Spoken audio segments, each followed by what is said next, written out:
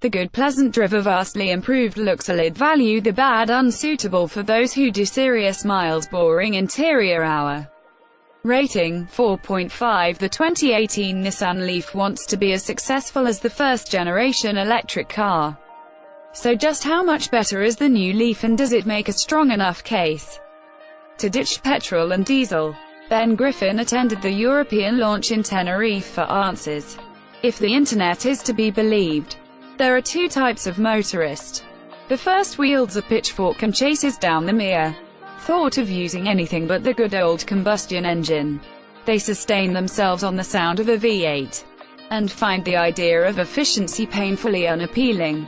The second, meanwhile, sits around a campfire hugging trees and crying because polar bears have lost another inch of their icy abode. They tell everyone how much electricity they saved by sticking solar panels on the roof at huge expense, and spend most of the day in the dark to save power. Obviously we have liberally applied hyperbole, but some will instantly dismiss going electric without even considering it. That is a shame, because, assuming the energy source is green, eco-friendly, that is, and not highly irradiated, it works out very clean. It also works out cheaper in the long term, not just because of the cost of electric, but also because there are far fewer parts in an electric motor to go wrong. You would assume, then, that the Leaf sold brilliantly. In fairness, it did, for any car, not just electric, because more than 300,000 cars have found owners worldwide. Nissan claims it actually had to turn down a few thousand orders because of ending production a little too soon. Being the first to the EV punch has its benefits. The old Leaf had little competition in 2011. A Tesla Model S, which arrived a year later, had much better looks and a considerably longer range. But you paid for the privilege, a price way beyond your average wannabe EV owner. Now, though, the more affordable Tesla Model 3 looms, well, when production issues are ironed out, plus there is stiffer competition from the VW e-Golf, e-Up, Renault Zoe, Toyota Prius and Hyundai Ioniq Electric, to name a few. To maintain dominance will be much more difficult, despite the fact that, through improvements to the UK's charging infrastructure, electric cars are becoming easier to live with. The thing is, the new Leaf is vastly superior in all but one area where it matters. Turns out, Leaf is also an acronym, which stands for Leading Environmentally Friendly Affordable Family Car. Pithier than LEFAFC, it must be said. So what is new to the 2018 Nissan Leaf? Is it bearable to drive, and do you no longer need to bleach your eyes after seeing one? Ben Griffin headed to an area of Tenerife covered with wind turbines to find out, as part of his first drive. 2018 Nissan Leaf. What is new?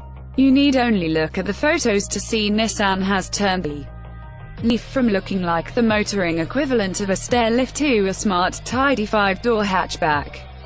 There is still a sniff of sensible about it, admittedly, but the overall design is one you would never be embarrassed to cruise about in, and that is vital. Electric cars need to be desirable to crack the mainstream. The inside has been given a tidy up too. Things like the bow tie, central button arrangement have made it over from the old car, as well as a few cheap and unsightly plastics, but the cabin feels sturdy and was creak-free during the entire drive. It is, however, rather drab and could be a bit less cluttered. The seats are nice and squishy, yet there is a whiff of support to keep you in place when cornering. There is still no telescopic adjustment on the steering wheel. Nissan described adding it as an orange that wasn't worth squeezing, but only those way over 6 foot will find it difficult to get comfortable. Nissan has also added its autonomous driving technologies, which it calls ProPilot. ProPilot includes ProPilot Park, which offers hands-free parking, and an adaptive cruise control system that keeps you in lane if you want it to. Traffic sign recognition, intelligent lane assist, lane departure warning, pedestrian and cyclist recognition. 6. Airbags and cross-traffic alert are fixtures on even the most basic model. Note, the new Leaf can be had in entry-level Vizier spec, if you can cope with 16-inch steels, or a center, with actual 17-inch alloys, N-Connect and, atop the range, Techno, which provides a few neat extras such as the decent Bose sound system and leather. There is no need to go too luxurious and the interior never really improves dramatically enough to warrant it, but then a top-spec Leaf is still well under £30,000. Then there is the new e-pedal, which sounds tacky, but is actually useful by providing extra strong levels of energy regeneration when you take your foot off the accelerator. The idea is that you never need to use the brake. It is possible to do this with the normal and eco driving modes with good anticipation skills, but the e-pedal is the only one to apply the handbrake when you stop. Also new is a 26% increase in torque and 38% increase in power from the same electric motor, so you now get 150 horsepower and 236 pounds per foot, 320 Newton-meters, respectively. As a result, the 0 to 62 miles per hour time has dropped from continental drift levels of pace to a nippy 7.9 seconds. The new Nissan Leaf is also 15% torsionally stiffer and can go from lock to lock in 2.6 steers instead of the old 3.2, improving maneuverability. All Nissan Leafs in the UK come with a free wall charger, so all you need is somewhere to install it, such as a garage or driveway. There is also the option of solar panels directly from Nissan, but this is an area we need to investigate more thoroughly before talking about it in detail.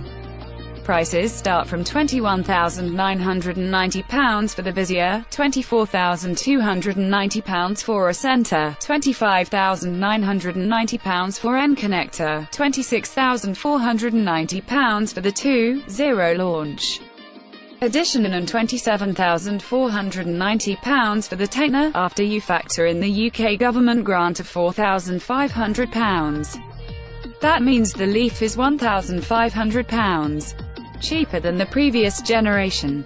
2018 Nissan Leaf. What about the range and charge time? Unlike the previous Leaf, the new Leaf comes with a 40 kWh battery as standard. So even if you keep it cheap or go all out, how far you can go between charges will be roughly the same, allowing for any subtle weight differences added by optional extras.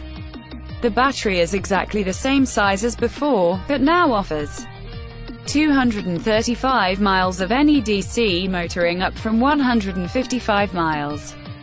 That means the 2018 Leaf only loses out to the pricey 41 kWh Renault Zoe and all Teslas, with the BMW i394R 31 kWh, but can be supplemented by a small petrol range extender, and Hyundai Ioniq 28 kWh, trailing behind.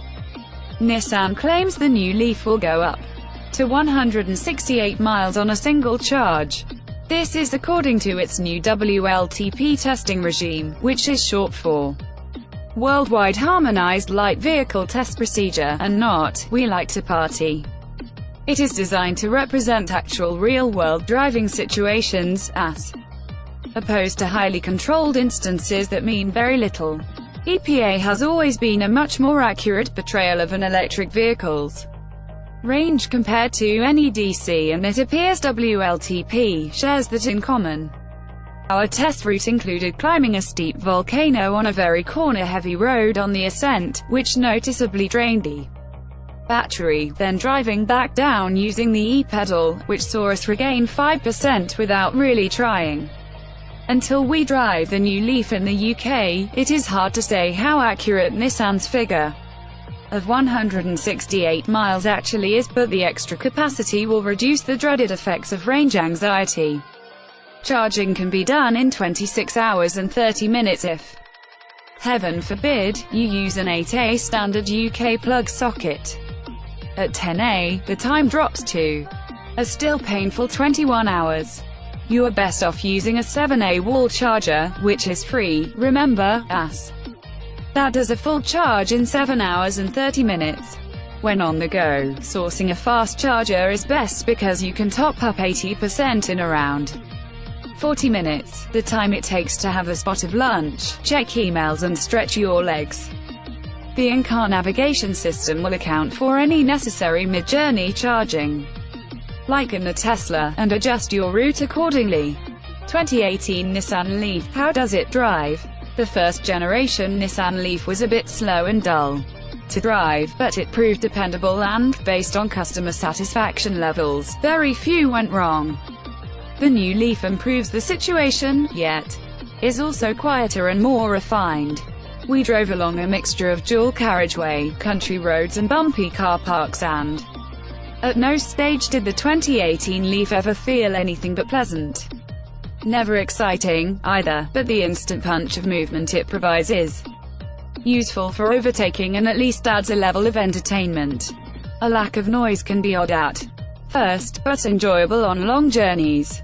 Only the supercharger-esque electric whine as you gain speed diminishes a peaceful cabin. There is barely any wind and road noise to ruin the show. For similar levels of serenity in a petrol or diesel, you would need to spend a lot more money. The steering is light and provides little feedback, but it is possible to tell when entering understeer territory. A dab of the progressive brakes or letting the e-pedal do its thing brings you back in line. Not that most Leaf drivers will dabble on the edge of grip often, if at all. Not only is the Leaf nicely refined, it is so easy to drive a child could do it, but probably shouldn't. 2018 Nissan Leaf. What about practicality and infotainment? The addition of ProPilot on the pricier models is useful for those who are really lazy. Not only will it steer the car for you when there are white lines present, it will maintain one of 3 distances between you and the car in front. Choosing which one is done with a button on the steering wheel. Even better, the new Nissan Leaf will do this until completely stopped, at which point it will either pull away for you or, if it has been a long wait, you just need to press a button to reinitiate the system and away you go. To stop drivers from putting their feet up and having a snooze, the 2018 Nissan Leaf will tell you to put your hands back on the wheel after 10 seconds when using ProPilot.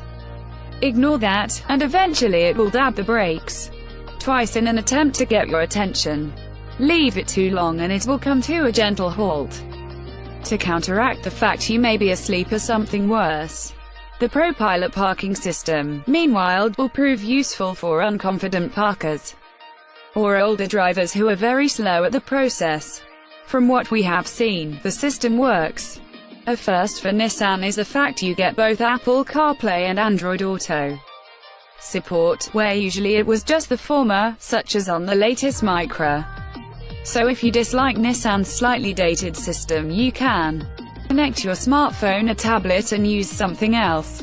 Boot space has actually been improved because of some remodeling and rejigging of related components, taking the total to 435 liters without the Bose system, part of which sits just behind the rear seats on the boot floor, and 400 liters with.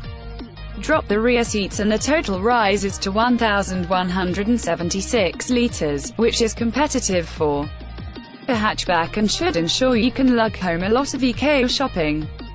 As for rear legroom, you can expect the average adult to live to tell the tale. Headroom is more generous, it must be said. 2018 Nissan Leaf. Should I buy one, then? Motorists who drive considerable distances every day are going to be hamstrung by the limitations of electric car motoring. The Leaf is just not designed for that. But for most people with short commutes and somewhere to charge it at night, money could be saved. No car tax to worry about and free parking are just some of the benefits. Going electric will also help improve local air quality and, with a renewable energy source providing your electricity, help ease the strain on the planet. Because regardless of your views on global warming, fossil fuels are running out and electric is a viable solution. Good job, then, that the 2018 Nissan Leaf is a much nicer car than its predecessor. Nissan has focused on the right areas to ensure you get a decent range and no odd looks as you silently roll past, with only the interior showing signs of cutbacks. First impressions are pleasing, indeed, especially as the full capacity can be had for as little as £22,000. In the future it is probably safe to assume that you will have to drive a car like the new Nissan Leaf to offset the damage it costs of running your Porsche 911. It's lucky, then, it will be one of the most pleasant, silent and nippy compromises you will ever have to make.